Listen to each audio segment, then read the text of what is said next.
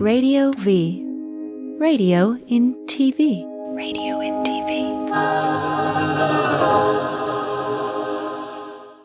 I'm Annie Hathel, and we are fresh from the farmer's market. In today's episode, we'll be featuring the nonprofit incubator kitchen, LaCocina. LaCocina. There is a place out west where you can find the best of vegetables. It's down by the bay, a cornucopia of delectables. And everybody knows that the place to go to meet a farmer laureate. Is that a wonderful spot where all the chefs shop a lot? Berry Plaza Farmers Market. LaCocina provides a place for low-income food entrepreneurs to cook. We met up with knowledgeable Angie McKee, retail manager at LaCocina, to tell us more. Great to be here at the LaCocina booth at the Ferry Plaza Farmers Market. So, thank you. So we have a bunch of LaCocina products here. And would you tell me a little bit about them and about LaCocina as a business? LaCocina is here at the Ferry Building 7 days a week. We sell a wide assortment of products. We have about 13 different businesses that are represented at our kiosk. And the kiosk has been there inside for just under a year. So we're somewhat new to the area. But these are all the products that are actually produced over in our kitchen over in the Mission District. So we have Kiki Street, which comes from Kika, who actually is from Brazil. So they're super delicious, very authentic, and chocolate, graham crackers, caramel. Yeah, you can't go wrong with You can't go wrong. She actually has a caramelized graham cracker and pure dark chocolate. And so amazing. We have a lot of really great chocolate products at our kiosk. These products right here will pretty much take your breath away whenever you take a bite. It's always so fun to see people try them and just pause because they are just so taken aback by the deliciousness of it. So if you want a San Francisco treat, this is what you should come to. Forget rice-a-roni, exactly. Right? Okay, well, so what else do we have? Let's see. What's this little pretty thing down there? You know what? That's an amazing. Oh, it's melting. Yeah, it's melting on us. It's actually Jello that's hand painted. Wow. You can actually find these throughout Latin America as something you'd find on the street, but with a far more simple design. Unfortunately, it is melting on us. Yum. And then you have some savory items as well, right? Absolutely. We have Azulina's products. She carries a peanut sauce, a Malaysian curry sauce, and a coconut jam. And she's a Malaysian chef. She's one of the caterers in our program. So you can actually have her come and cater an event, and these are just some of the sauces that she uses on her products. So that's handy. You could buy that and make it yourself and not have to deal with all of the spices that go into the sauce. Exactly. Yeah. And you can actually use this cold on salads and things of that nature. Wow. Yeah, yum. Toss it in. Yum. Interesting. Yeah. And then we also have another savory item, which is our hummus. We have 4 different flavors of hummus. This is just our original, but we have a spicy harissa, garlic and thyme. So a lot of different really good flavors. And anything, if you stop by the kiosk and you want to try something, we offer samples of anything. Samples. So. I love samples. Yeah, anything you want. Well, excellent. Well, thank you so much. It's a pleasure. And this is just quite the assortment of really delicious San Francisco treats. Yeah. Awesome. Glad you stopped by. Thanks so much, Angela. Thank you. Let's meet Adriana. She infuses salt with natural seasonings to create blends that transform any ordinary meal into a feast. Adriana, hi. Hi, how are you? Great, how are you? What's the name of your company? My company name is Sal de Vida Gourmet. Sal de Vida. Salt of Life. Salt of Life. Okay, great name. And so tell me a little bit about your salts and how you got started. I used to sell my products at my kids' school. It was at her preschool for farmers festivals and things like that. And then I started having regular customers, and I decided to formalize my business, and that's when I approached LaCocina. Okay. I went for an interview process, show my products, and then they're helping me, and they have been helping me get my image and my products ready for the market, and here I am. And so have you always been a big fan of salts? Do you seasoning, cooking, and salts, and that's why prompted me to start this business. I used to love finding new different salts and flavors, and there are flavors that I couldn't find, so I decided to start making them myself. Interesting. So you add different flavors to different salts to make flavored salts. Absolutely. And what I do is I have a pairing chart that matches meals with my salts. So I have, for example, the Cabernet salt is great with meats, with mushroom, with sauces. Cabernet salt. And I have a delicious habanero salt that's really good for as a rim salt, or it goes well with eggs. Ooh, a rim salt as in like a margarita rim? Yes, yes, I'm liking that idea. So can we taste a few salts? Okay. Absolutely. Let's just do some of your favorites. Okay, I'm gonna give you the seasonal one, which is the green garlic. So you... Oh, I like that you dip it in water and then that's smart. Clean. Oh, wow. So how do you make this? What is it, garlic powder? No. This is going to be salt. Wow. Really green garlic. Yeah, it is really green garlic. It's all natural ingredients, all natural products. I also have a line of rice. Instant. So it's instant rice, brown rice, ready in 12 minutes, and the white rice is ready in 5 minutes. And the different infusions also, I have coconut rice, sour cherry rice, and pineapple rice. Yum. Sounds delicious. And so where are you from? I'm from Mexico City. Okay. And when did you move to San Francisco? 10 years ago. Wow. Yeah. So pretty recently. Honestly. And you started Sal de Vida how long ago? A year and a half ago is when everything started. Well, congratulations. Thank you very This is much. amazing that you're here and selling I'm really excited. selling to all the people that come here every weekend. And all this thanks to LaCocina, because they really give us a lot of support, a lot of help. They help us get our business going and just forget about all the little problems that come with starting our own business. Well, thank you so much. It's a pleasure meeting you. Thank you. Jomo is an herbal drink developed centuries ago in central Java that blends aromatic root spices for a powerful punch of antioxidants. Cheers! Hi, my name is Morsina Katimin. Jamu is a traditional drink of Indonesian. We reach out to Jamu every time when we feel kind of ill, kind of out of balance, out of not be myself kind of thing. So Jamu is great for that. Jamu is just like medicine. The idea of Jamu is to use botanical plants. And what they do is they fuse it together, they mix it together to make it into more like a nutritious drink. And my Jamu, for instance, this particular Jamu, this one, Balance, we call it. It's perfect because it is made with turmeric. Turmeric has lots of health benefits. And I call it Balance, and we call it Balance because this is like the basic Jamu drink. As I got older and older, I felt that I need to embrace my background, my ethnicity and my background. And then I found out that people are talking a lot about turmeric. I mean, there's a lot of people saying, oh, turmeric is good, turmeric is healthy for you, it's a superstar of spices, everybody is talking that. And I said, hey, I grew up with this. And then I thought of an idea, so why don't I just take the Jamu that I grew up with and make it here and share it with the world. I found LaCocina in 2008, I believe, or 2009. And the first year, it was more like a product development, coming up with like rough idea, how to build a brand and all this kind of thing. And 2009, I got a product called this one, of course, that's my first product. And so they then afforded me with a space, a small space at the Ferry building, which is a Ferry Plaza farmers market. And so I started working on it, and then they continuously giving me space. So from 2009, 2010, we were working only on Ferry farmers market on Saturdays. And then on 2011, I believe, they found a kiosk. And that's how my product got into a kiosk through LaCocina. So yes, LaCocina helped me build from an idea into a reality right now, and that's where you find them. Caleb Zegas is LaCocina's executive director. He believes that everyone deserves an opportunity to make a living doing what they love to do, which makes him the perfect man for the job. I am thrilled to be here, Caleb, at LaCocina. I'm thrilled to have you here. Why, thank you. You're welcome. So tell me a bit about LaCocina, the history of LaCocina. Sure. So LaCocina is a nonprofit incubator kitchen. We were born out of the neighborhood that we're in, which is the Mission District, in the late 90s.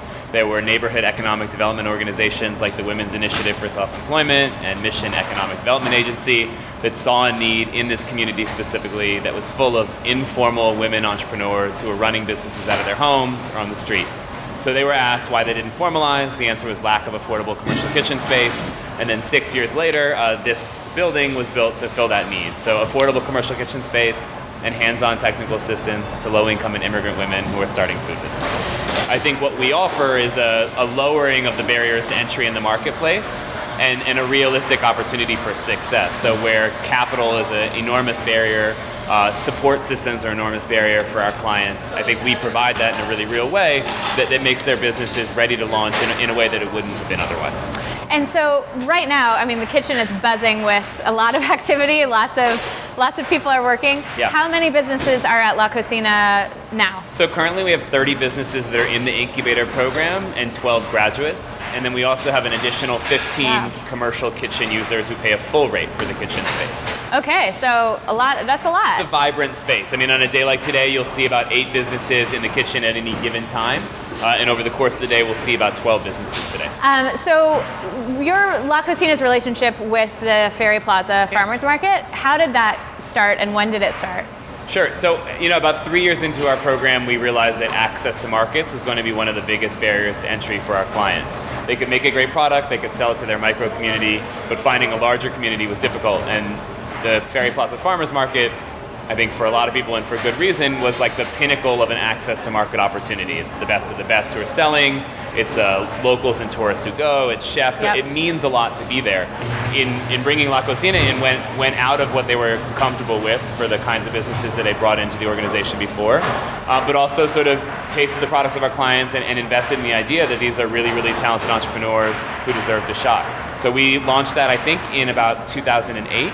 2009 outside at the farmers market exclusively. And that's the LaCocina booth that is now, we saw Adriana at Sal de Vida, and then you've got the kiosk inside, and that sells more packaged goods. Is that the idea? Yeah, the kiosk began as a merchant point for all of our vendors. So it's the only place, or the farmers market booth was the only place in the city that you could find all LaCocina products at any given time. So because of the health department regulations, we can't do prepared foods, so it's exclusively packaged foods. But all of our packaged food vendors, current and graduates, are represented were represented at the farmers market and are now represented at the kiosk.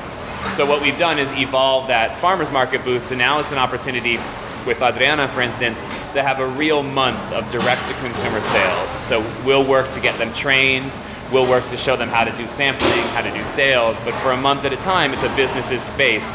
And it's a really great chance for them to test the marketplace, create some capital, and leave with experience. Yeah, so she's out there, she's selling to people, she's meeting people face to face, she's interacting with people, making connections. Yeah, and the farmers market is a place, I mean, I think especially like 2005 to 2010, farmers markets themselves, we would get repeated applications of people who thought that the farmers market was their way to economic glory.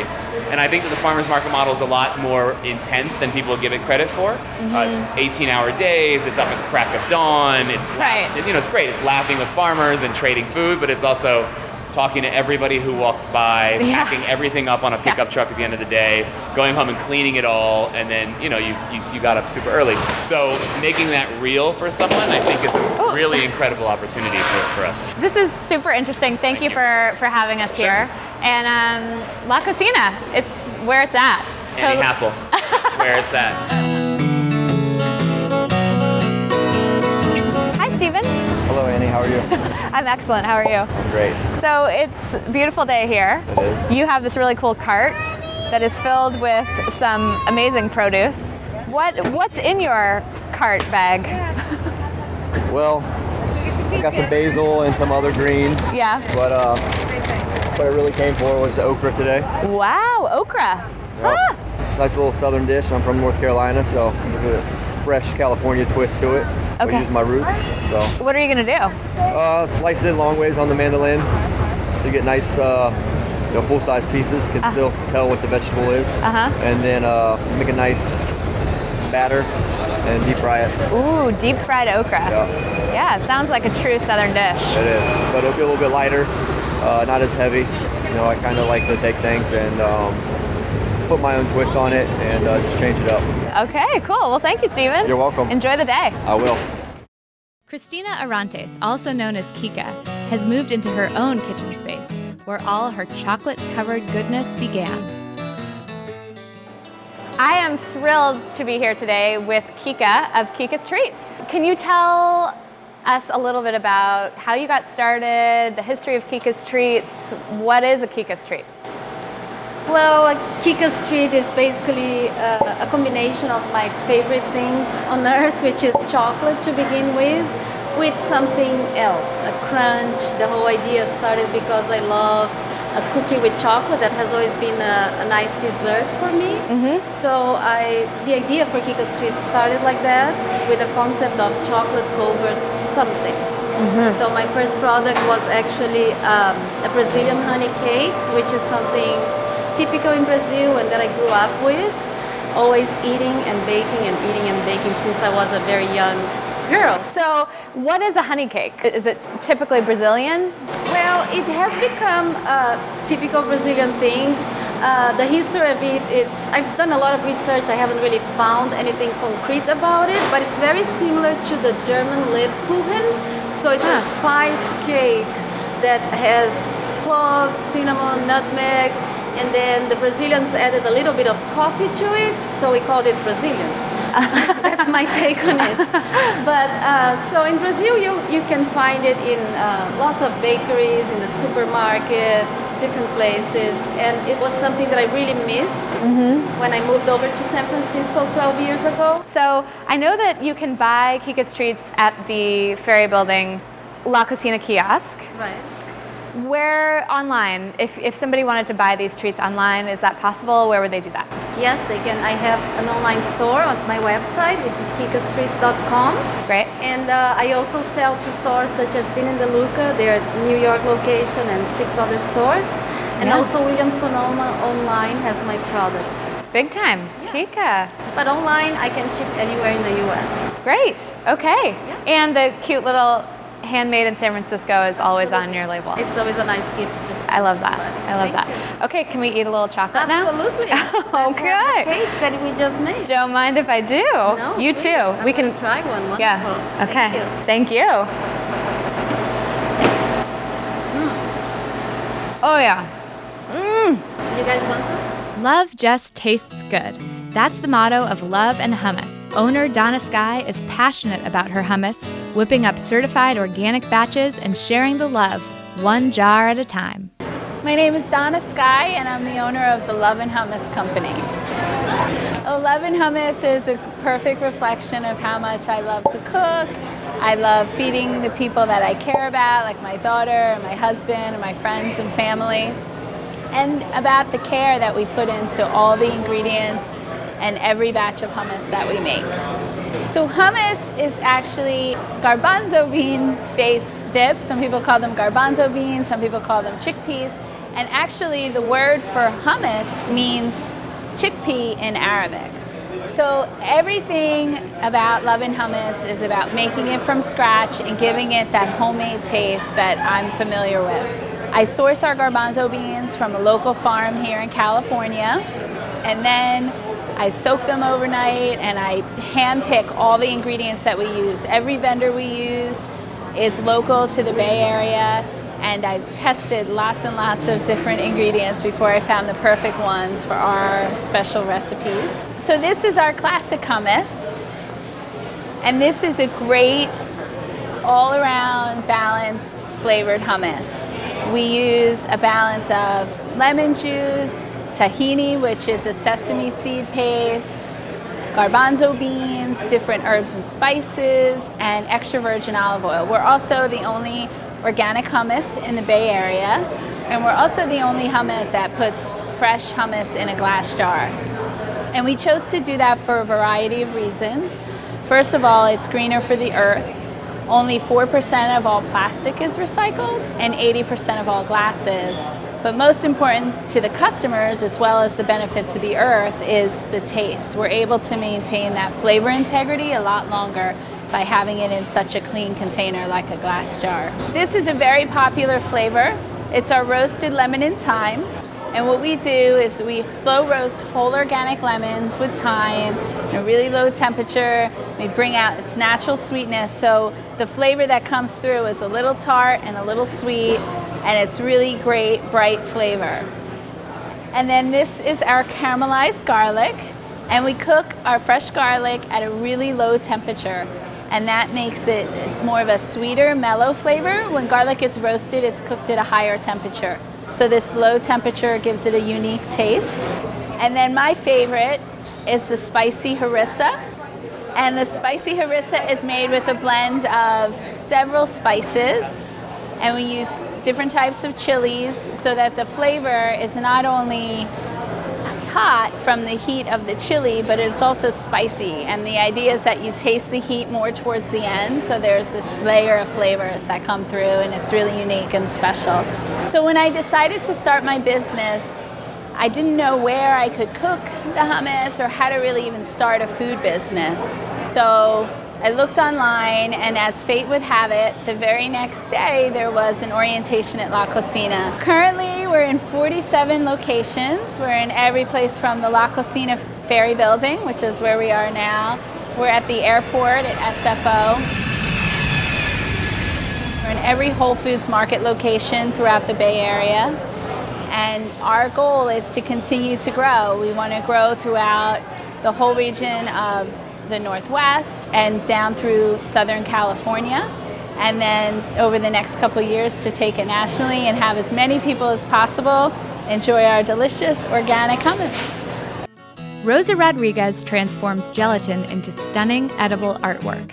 In case you don't habla español, her daughter Daira translates. Let's check out the sweetness. I am here with Rosa and her daughter Daira. So nice to meet both of you. Nice to meet you. Thank you, thank you. And we're here at the LaCocina booth again. One of the cool things about the LaCocina booth is that they rotate the small businesses that are working in the incubator kitchen and feature a small business here at the Ferry Plaza Farmers Market for shoppers to enjoy and learn more about. So today, this Saturday, we've got Sweets Collection, which is Rosa and Daira's business.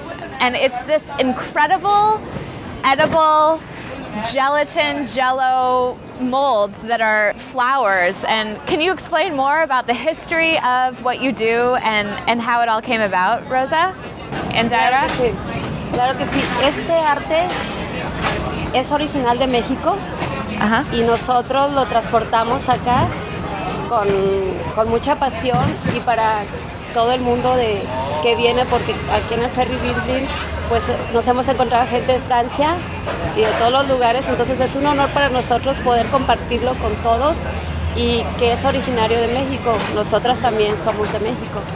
So this art is originated from Mexico, where we're both from. Over there it's common, and we brought it here to the Ferry Building, where we thought it would be like a pleasure to have it here. So it is a really unique product, and it's beautiful. I mean, really incredible, really delicate and intricate, the design. Around the 1800s, it was brought to Mexico, where the Mexicans started practicing it more and using it more as a technique for desserts. And over there, including my mom, she learned over there how to make them. They could be any color, any flavor, any shape. So let's talk about the process of making one of these. How long does it take to make something like this?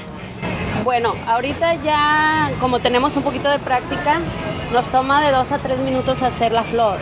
Oh. El proceso es, claro, es nomás hacer la flor, nomás inyectar los colores y formar la flor. Claro que el proceso es mezclar ingredientes para hacer la gelatina. Trabajamos upside down. Entonces es un poquito difícil al principio. Cuando no tienes la práctica, pues se tarda uno más y las flores no salen tan perfectas. Aún así te estamos mejorando, pero ahora, como tenemos un poquito más de práctica, de 1 a 2 o 3 minutos dependiendo del diseño. So to make the flour, it's a quicker process, 2 minutes. Now that we have more practice, it's gone by really quickly. 2 minutes? That's unbelievable. Yeah, it's really quick. Really quick, okay. We use various tools, mostly small ones, to carve it inside. We don't use a mold for the flour. We actually craft them inside of the jello while it's set. So we inject it. It's kind of like drawing it inside. It's a really quick process. Okay. It's gotten easier over time. So each flower is unique. and different because there's no mold. Yes, exactly. Okay. Each flower is very, very different. Very unique. Okay, I like that. And so I know it's gelatin based, but how does the color pop out? What are you doing something different with the colored gelatin over the clear gelatin? How do you make this? Like, what is actually in one of these? Okay, la flor se hace de gelatina de leche y cada color se va haciendo dependiendo las flores, el tipo de flor que vamos a hacer. Entonces hacemos diferentes colores, los ponemos en una jeringa y los inyectamos dándole forma a cada una de las flores y por lo tanto son bien diferentes y únicas. It's milk-based, the colored. Yes. Okay. Yes, so we make a milk-based gelatin with the color so it could stand out. And of course we try to have like the contrast between the background so it could pop out more. Yeah.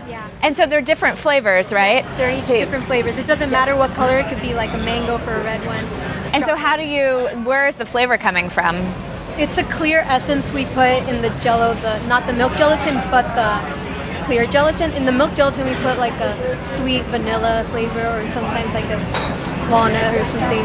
Oh, okay. So the color gelatin has one sort of overall flavor, but then you're injecting the clear gelatin with strawberry or peach. All the flavors we need a clear because the clear gelatin we need a clear flavors too. And the milk gelatin, we can use vanilla and any flavor for the milk. Wow. For the base, for the flour. Wow. And so you need to keep these cool, right? And that's not typically a problem here because it's never too hot? Yeah. The weather in San Francisco is very well for my gel. It's perfect for your gelatins. Okay, well, I think that this is it's really beautiful and so unique. And I love that each flower is its own. Each flower is different. I mean, that's really, really incredible. I've never seen anything like it. It's really beautiful. So thank you so much for sharing. Thank you. What an interesting day with LaCocina, a small incubator kitchen doing really big things for food entrepreneurs. I'm Annie Happel, and we are fresh from the farmer's market. There is a place out west where you can find the best of vegetables. It's down by the bay, a cornucopia of delectables. And everybody knows that the place to go to meet a farmer laureate. Is that a wonderful spot where all the chefs shop a lot? Berry Plaza Farmers Market. Well, if you need your fix, a plaid of salad mix or something yummy, and you feel mellow, kale and radicchio.